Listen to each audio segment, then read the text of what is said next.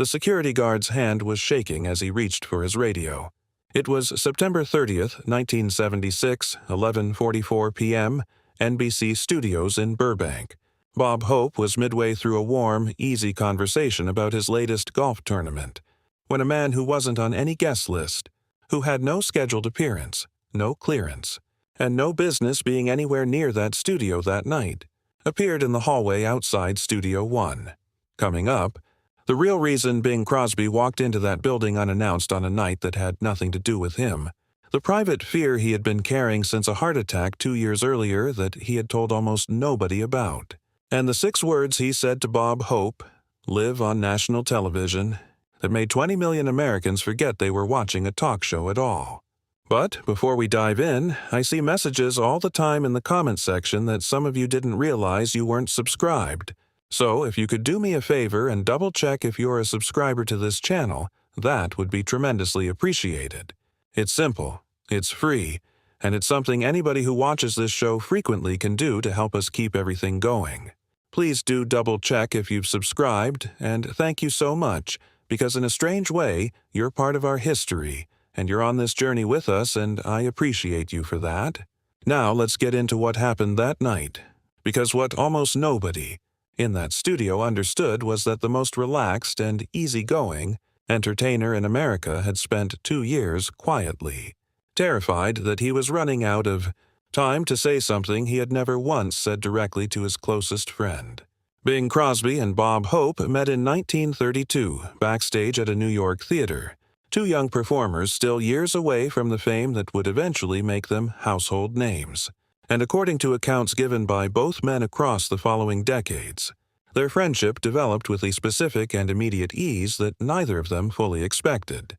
an ease that both men, in later reflections, described as feeling almost inevitable in retrospect, despite how unremarkable the actual circumstances of their meeting had been at the time. Hope was performing at the same venue, and the two struck up a conversation backstage that reportedly lasted well past the point either of them needed to be anywhere else, discovering in each other a shared comedic sensibility and an easy, undemanding companionship that would prove, over the following 45 years, to be one of the most enduring and most publicly beloved friendships in the history of American entertainment.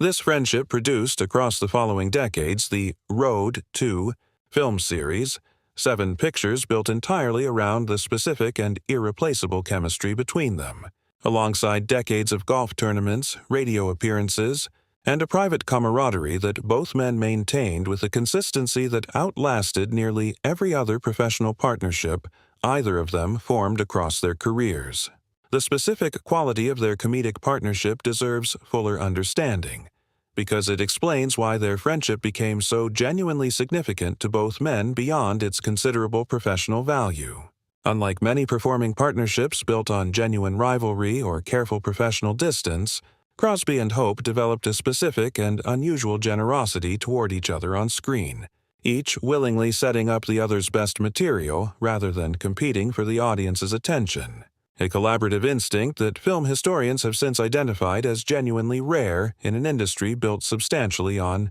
competitive ego. This professional generosity reflected something considerably more personal underneath it. According to people who worked with both men across the decades of their collaboration, a genuine and mutual affection that made the specific comedic chemistry audiences loved feel less like calculated performance and more like an authentic friendship simply being documented on film. Bob Hope himself said, in various interviews across his long career, that working with Crosby never felt like work in the conventional sense, describing their collaborative rhythm as something closer to 2 old friends entertaining each other and simply allowing cameras to capture whatever resulted from that genuine enjoyment. What almost nobody outside their closest circle of friends understood by the mid-1970s was the specific private toll that Bing Crosby's declining health had begun taking on him, a toll he managed with the same easy, unbothered public composure that had defined his entire screen persona for 4 decades.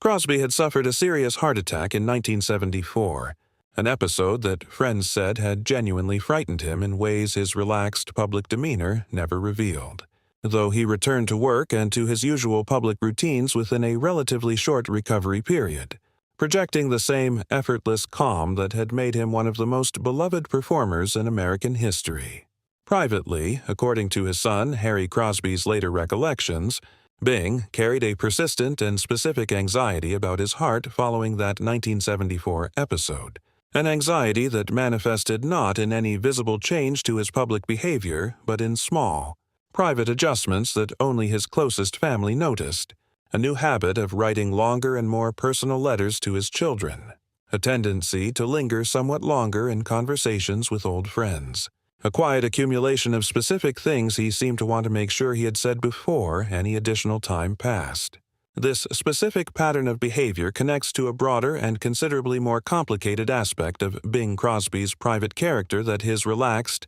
effortless public persona had always carefully obscured. Crosby's relationship with his own children from his first marriage had been, by several of their own later published accounts, considerably more distant and demanding than his warm public image ever suggested, a complexity that Crosby himself apparently understood better in his later years than he had during the actual years of raising them. Following his 1974 heart attack, according to Harry Crosby, his father began making a specific and deliberate effort to repair some of this distance with his surviving children, an effort that reflected the same underlying awareness of mortality that would eventually bring him to Bob Hope's side on that Tonight Show stage 2 years later. Bing seemed in these final years to be conducting a quiet and largely private inventory of the relationships that mattered most to him, addressing, wherever he found the courage, the specific gaps between what he had always privately felt and what he had actually managed to communicate directly to the people those feelings concerned.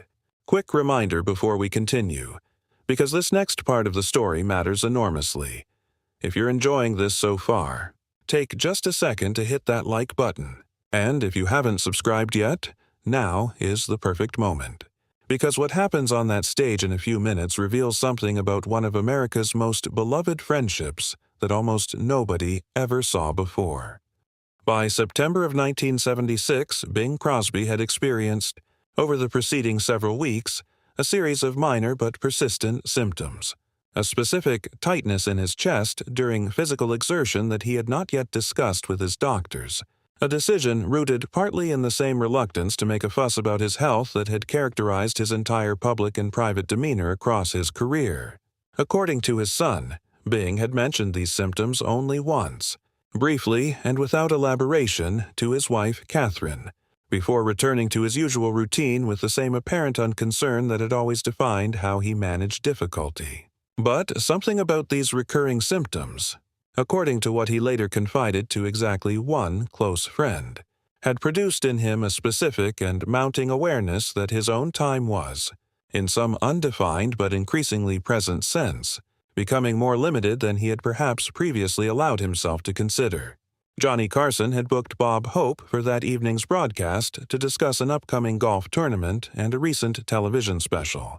an appearance built entirely around the light, easy conversational rhythm that characterized nearly every one of Hope's numerous previous Tonight Show appearances. Carson himself had genuine personal fondness for Hope that extended across many years of professional association, having interviewed him more times than almost any other guest across his tenure hosting the program, and Carson privately considered Hope one of the most reliably entertaining and professionally generous guests the show ever hosted, a performer who consistently prioritized making the broadcast successful over showcasing his own material at the expense of the conversation's natural flow. This mutual professional respect meant that Carson approached Hope's appearances with a specific, comfortable ease that came through clearly in the broadcast's opening minutes, neither man anticipating that this particular evening would depart so completely from the pattern that had defined every one of Hope's previous appearances on that stage. Nobody on the production staff had any indication that Bing Crosby intended to make any kind of appearance that evening,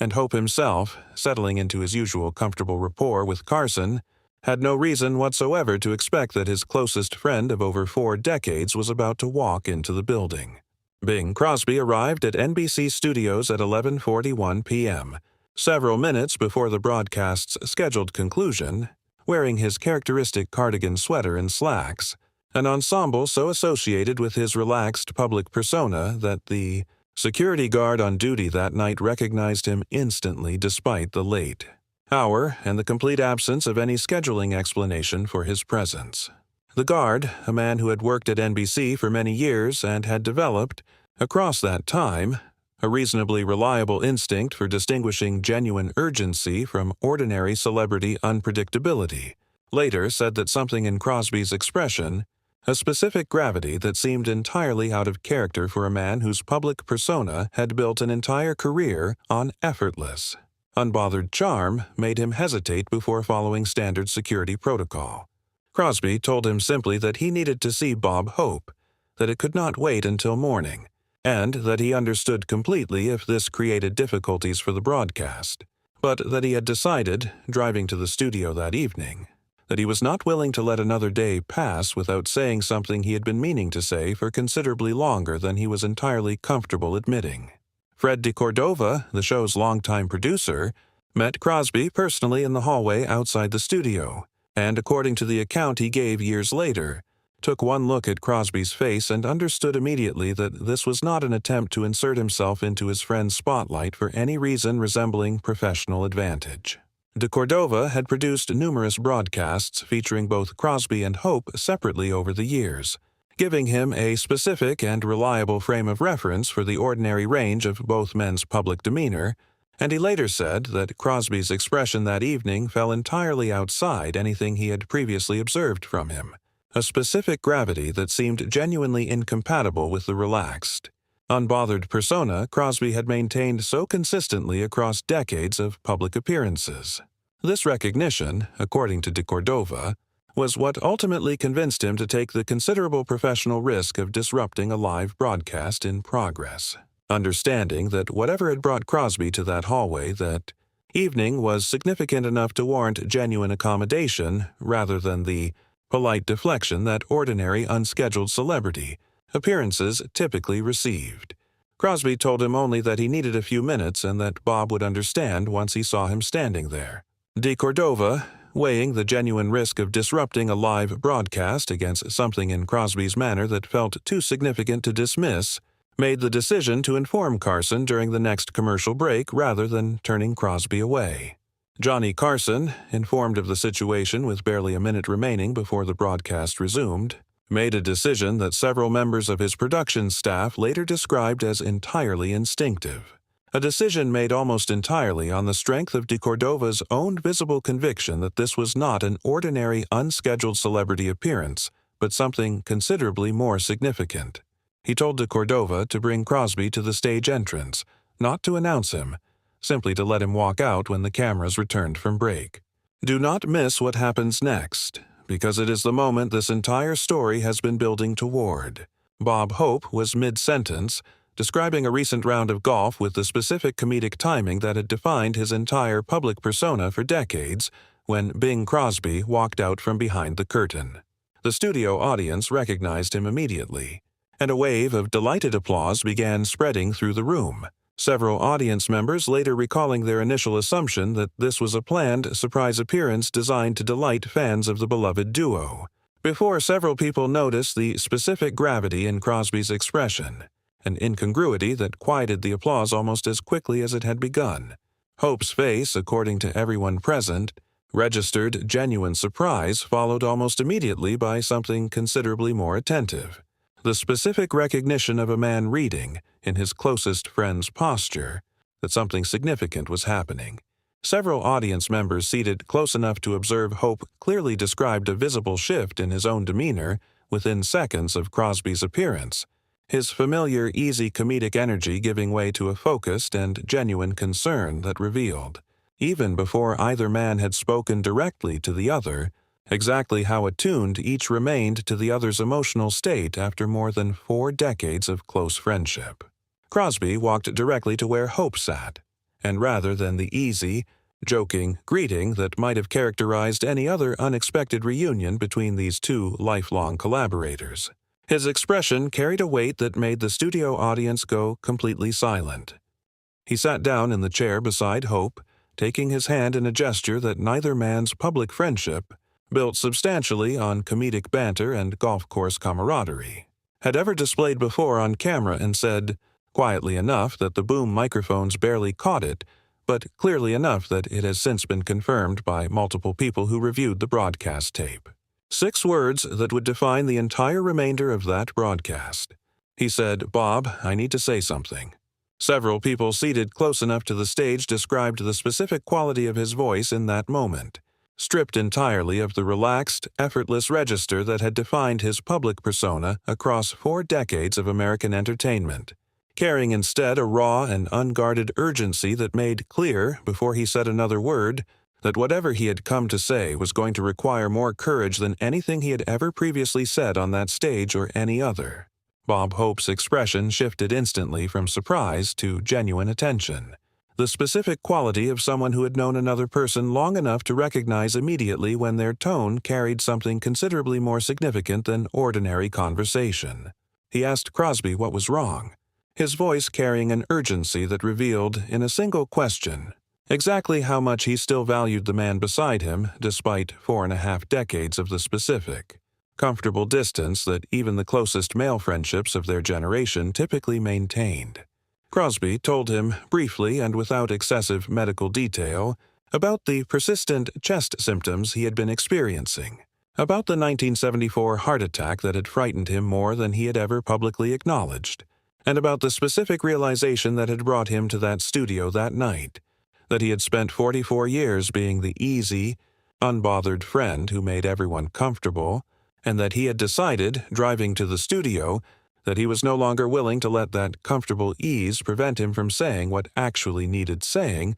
while there was still time to say it properly. He told Hope that he had actually driven past the studio once already that evening, circling the block twice before finally deciding to park and go inside. A small and specific detail that several people who later heard the full account of that night found particularly moving. Evidence of exactly how much courage the moment had actually required from a man whose entire public identity rested on effortless, unbothered ease. He told Hope, in front of the studio audience and 20 million Americans watching at home, that their friendship had been one of the 2 or 3 things in his entire life he considered genuinely irreplaceable, and that he had never adequately told him, across 44 years of golf games and film sets and radio broadcasts, exactly how much that friendship had meant to him during periods of his life when almost nothing else had felt entirely stable. He spoke specifically about the period following the death of his first wife, Dixie, in 1952, describing a period of genuine private devastation that his public persona had never allowed audiences to fully see. And he said that Bob Hope had been one of the very few people who simply continued showing up throughout that period, not offering elaborate comfort or advice, but maintaining the same easy, undemanding golf games and casual visits that had always characterized their friendship, an unglamorous but genuinely significant form of support that Crosby said he had never properly acknowledged. He said that this specific quality, showing up consistently without requiring anything complicated in return, had taught him something about genuine friendship that he had never fully articulated to anyone, including, until this exact moment, Bob Hope himself. He said that Hope's easy loyalty, his willingness to simply show up, decade after decade, without ever requiring anything complicated or demanding in return, had been a specific and quiet source of stability throughout Crosby's own life, including through 2 marriages, the loss of his first wife, and the particular complicated relationship he had maintained with his own adult children from that first marriage. Bob Hope, according to everyone present, was visibly moved by this point, his own composure, famous across decades of American comedy for its remarkable resilience, giving way to something considerably more vulnerable. He told Crosby that he had never needed to hear this said explicitly, that he had simply always understood it as a fact underlying their friendship, but that hearing it spoken aloud, directly, meant more to him than Crosby likely understood. Hope continued, describing his own private admiration for Crosby's specific approach to fame, a quality of remaining fundamentally himself despite decades of extraordinary public adoration, something Hope said he had always found genuinely instructive to watch even as he built his own considerable public career alongside it.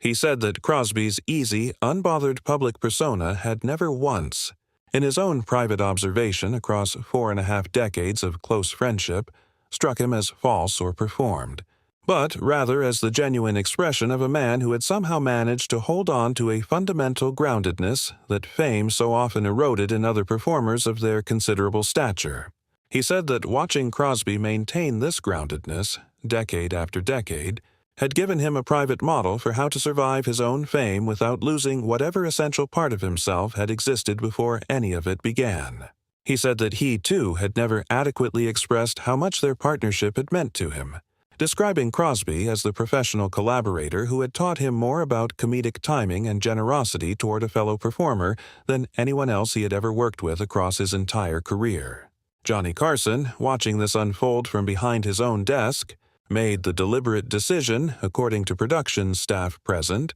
not to redirect the segment back toward its planned structure, understanding that what was happening in front of him carried a weight considerably more significant than any golf tournament discussion the broadcast had originally been designed to produce. The studio audience, 300 people who had come expecting an evening of light entertainment, sat in a silence that several people present described as the most complete and most genuinely moved silence they experienced at a live television taping. Watching two of the most beloved entertainers in American history set aside 4.5 decades of comfortable, undemanding friendship and simply tell each other the truth. Several audience members later described feeling a specific privilege in witnessing this moment, understanding, even as it was happening, that they were seeing something considerably more significant than ordinary television entertainment, a genuine and unrepeatable human moment between two men whose public partnership had shaped American comedy for nearly half a century.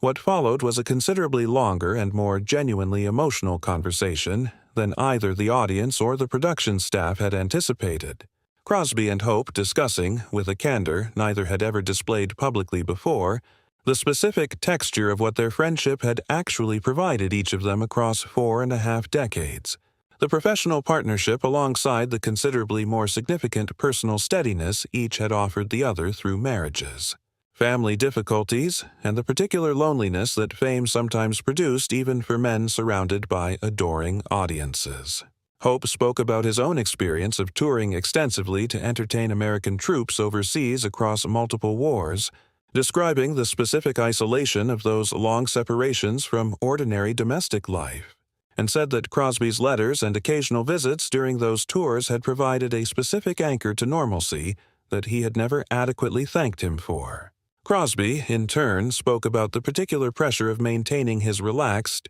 effortless public persona across decades when his private life had often been considerably more complicated than audiences ever suspected, describing Hope as one of the very few people around whom he never felt the need to maintain that careful public performance, someone with whom he could simply be tired or worried or uncertain, without any concern that this vulnerability would damage the friendship or require managing. This mutual acknowledgement, each man describing the specific relief of being fully himself around the other, produced, according to everyone present, some of the most genuinely moving television either man ever appeared in across their extraordinarily long careers. The broadcast ran significantly over its scheduled time, NBC making no attempt to cut away from what had become one of the most emotionally significant unscripted moments in the program's history. NBC's switchboard, according to production staff who monitored it, received an overwhelming volume of calls in the days following the broadcast, viewers writing and calling specifically to describe how deeply moved they had been watching two of America's most beloved entertainers finally say, in public, the things that 44 years of comfortable friendship had never required them to say directly. Several of these callers specifically mentioned their own long-standing friendships, describing a particular recognition in watching two men whose easy, undemanding companionship had lasted decades finally articulate, in explicit terms, exactly what that companionship had provided each of them. One caller, a man who had maintained a close friendship with a college roommate for over 30 years without ever directly discussing what that friendship meant to him, told a production staff member that he had called his old friend the following day for the first time in several months, prompted directly by watching Crosby's willingness to finally say aloud what 4.5 decades of comfortable silence had never required. This response, echoed across the substantial volume of calls and letters NBC received in the following weeks,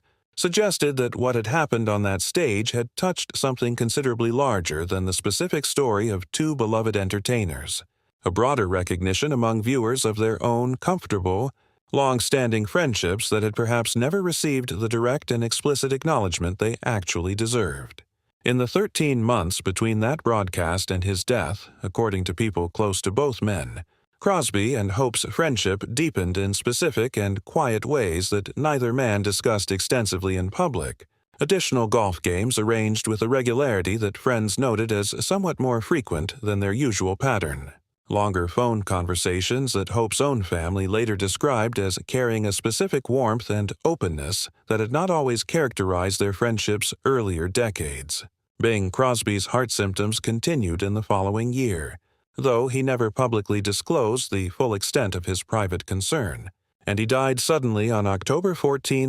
1977, 13 months after that broadcast, of a heart attack suffered after playing a round of golf in Spain, a death that shocked the American public precisely because Crosby's public persona had never suggested anything resembling fragility or genuine mortality. According to Bob Hope's own later recollections, he received the news of Crosby's death while traveling, and his first thought, before anything else, was gratitude that he had said everything that needed saying that night on Carson's stage, understanding that he would otherwise have carried, for the remainder of his own considerably long life, the specific and permanent regret of an unfinished conversation with the closest friend he had ever had. Bob Hope spoke about Crosby's death and about that Tonight Show broadcast in numerous interviews across the following decades, describing the broadcast, on more than one occasion, as one of the great and unexpected gifts of his entire career, a chance encounter with genuine emotional honesty that neither man had planned or anticipated, but that both of them, in retrospect, understood as one of the most significant evenings of their entire 45-year friendship. Hope lived for another 26 years after Crosby's death, passing away in 2003 at the age of 100, and according to his own family, he referenced that Tonight Show evening with Crosby regularly throughout the remainder of his long life, describing it as the moment he finally understood, with complete clarity, exactly what his oldest friend had meant to him. There is one final detail about this story that deserves to be understood, something that connects the entire arc of Crosby and Hope's friendship back to what happened on that Tonight Show stage. Years after both men had passed away, when their respective families began working on various archival and biographical projects examining the two performers' extraordinary careers, researchers discovered among Bob Hope's personal papers a brief handwritten note dated the week following the Tonight Show broadcast, apparently written for his own private reflection rather than for any public purpose. The note, according to the account given by a family member who eventually made portions of it available for a documentary project, described Hope's own private astonishment at how completely the broadcast had shifted his understanding of a friendship he had genuinely believed. Until that evening, he already understood completely. He wrote that he had spent 44 years assuming that friendship, once established and consistently maintained, simply continued operating on its own momentum without requiring active, explicit maintenance, and that watching Bing walk onto that stage, driven by a private fear of running out of time, had taught him something he had not expected to learn so late in both of their lives, that even the steadiest and most enduring friendships benefit considerably from occasionally stopping to say, plainly and directly, exactly what they mean, rather than assuming that meaning is permanently and automatically understood without ever needing to be spoken. If this story moved you tonight, I want you to think about the people in your own life whose steady, comfortable presence you may have simply taken for granted without ever fully articulating what they actually mean to you. You do not need a health scare and a television camera to say the things that still need saying. If this story moved you, share it with someone who needs to hear that even the most comfortable, long-standing friendships deserve to be spoken aloud directly. Subscribe to this channel for more true stories about the moments when America's most beloved entertainers revealed what actually sustained them behind the easy public charm. And drop a comment below telling me where you're watching from, and telling me about the steady friend in your own life you have never quite told exactly what they mean to you.